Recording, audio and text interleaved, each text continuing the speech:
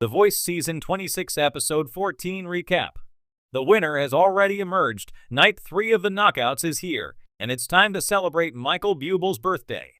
Rather than something that would help him win The Voice Season 26, he wishes for the fashion sense of Gwen Stefani, the gorgeous red hair of Reba McEntire, and to get doggy bags from Snoop Dogg every once in a while. What's inside? Well, this is a family show, so use your imagination. Now, Gwen Stefani will tell us that Michael Buble is notorious for lying. So is he even telling the truth about his birthday? Even though it's Buble's big day, the third night of knockouts begins with a trio from Team Reba. She has an interesting knockout set between Danny Joseph, Lauren Michael Seller, and Tate Renner, or as they lovingly joked, DLT. Reba knows that this will be a tough round for her, as they are three different singers who just so happen to be her favorites. But with her hope of winning back-to-back seasons, she has to make the right decision. Danny Joseph, the Texas transplant from England, takes on It Hurts So Bad by Susan Tedeschi. While wailing on his guitar, Joseph is able to marry his ability to perform rock and blues through this emotionally driven song. He channels his battle with Crohn's disease into performance, proving that no matter the pain, he's in it to win it.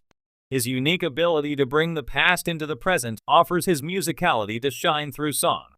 His showmanship is something many others in this season's competition lack. Lauren Michael Seller is an artist who has coasted through this competition through her big voice and her ability to connect to her coach through their connection through faith. Seller uses that once again in her performance of Hold On To Me by Lauren Daigle. She has a powerful voice and a beautiful message, but does she have the star power? Seller connects in the room, but can she connect to the viewers at home? Tate Renner is Reba's tried and true country singer. What's good about a consistent artist in the genre is the ability to know what you're going to get. The problem with a consistent country artist is the ability to make a song your own. For Tate Renner, his performance of Jamie Johnson's In Color lacks any nuance and depth. While the song is special to him, it lacks the uniqueness to help set him apart. It all comes down to Reba's big decision. Based solely on performances for a show about vocal ability, Danny Joseph is the strongest. However, she deems the winner of the knockout to be Lauren Michael Seller.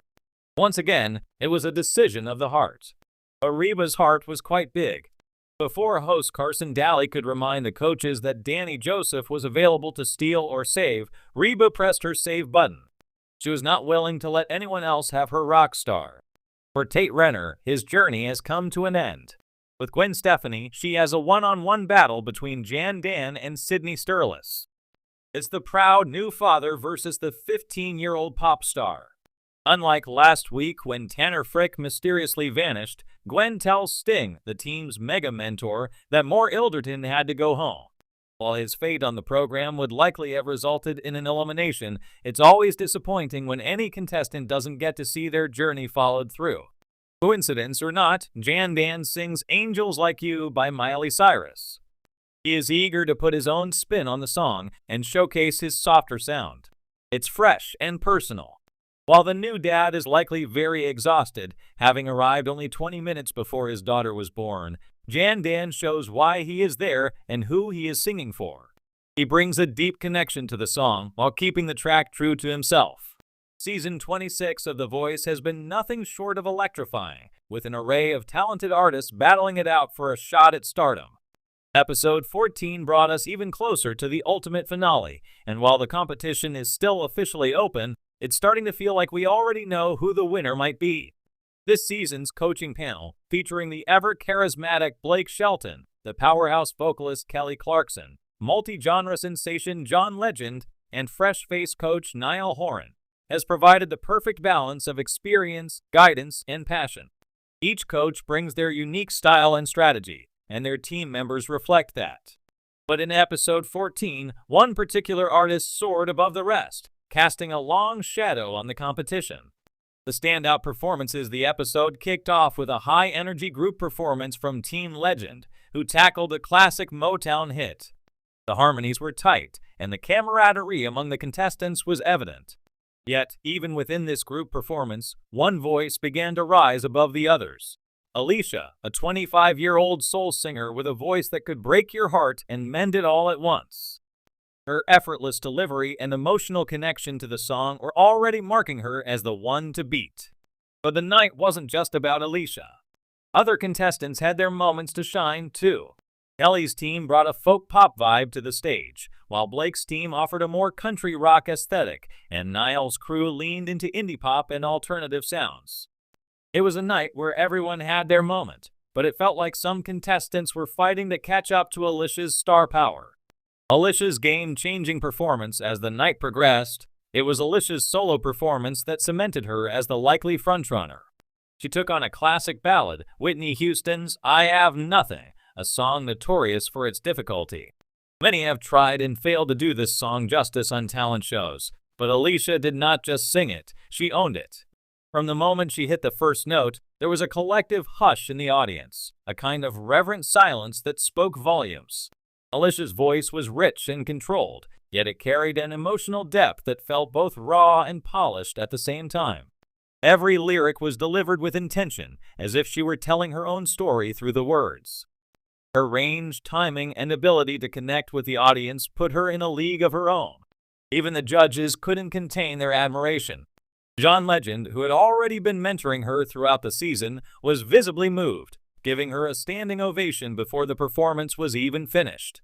Kelly Clarkson, herself no stranger to powerhouse vocals, looked on in awe, and Niall Horan admitted that Alicia was setting a new standard for the competition. Blake Shelton, ever the competitive coach, praised her performance, but tried to remind his team that the race wasn't over yet. However, it was clear from his demeanor that he knew he had a tough road ahead if his team was to surpass Alicia's impact. Other contenders, while Alicia may have stolen the show, the episode still featured some impressive performances from other contestants. Jacob, a country singer on Team Blake, delivered an emotional rendition of Chris Stapleton's Tennessee Whiskey. His deep, gravelly voice and sincere delivery resonated with the audience, especially those who favor a more classic country sound. Jacob is a strong contender, and though his style contrasts with Alicia's, his authenticity and ability to connect with the country fan base shouldn't be underestimated. Meanwhile, on Team Kelly, indie pop artist Sarah brought a fresh and modern twist to the competition. Her version of Billie Eilish's Happier Than Ever was unique and captivating, leaning into her quirky, alternative style. While Sarah doesn't have the same vocal powerhouse quality as Alicia, her artistic vision and originality make her a dark horse in the race. Team Niall's standout, Jackson, took on a rock classic with Led Zeppelin's Whole Lotta Love. His stage presence and energy were infectious, and his gritty vocals suited the song perfectly. Jackson's performance was a reminder that the voice isn't just about hitting the highest notes, it's also about delivering a complete package, and he certainly delivered.